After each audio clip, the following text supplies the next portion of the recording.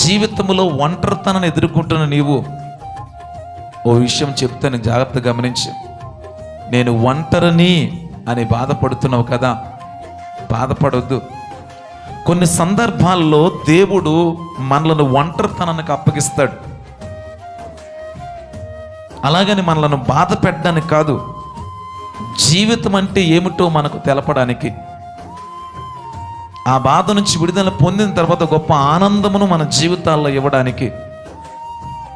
కొన్నిసార్లు ఒంటరితనం గుండా వెళ్తున్న మన జీవితాల్లో ప్రభువు మాట అంటాడు కదా, వారిలో ఒంటరి అయిన వాడు 1000 మంది అగునని.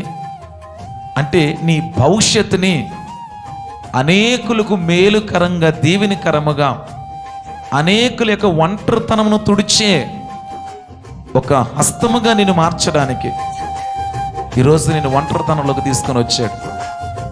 ఆ ఒంటరితనంలో కూడా దేవుని ఎదుట నమ్మకంగా ఉండు.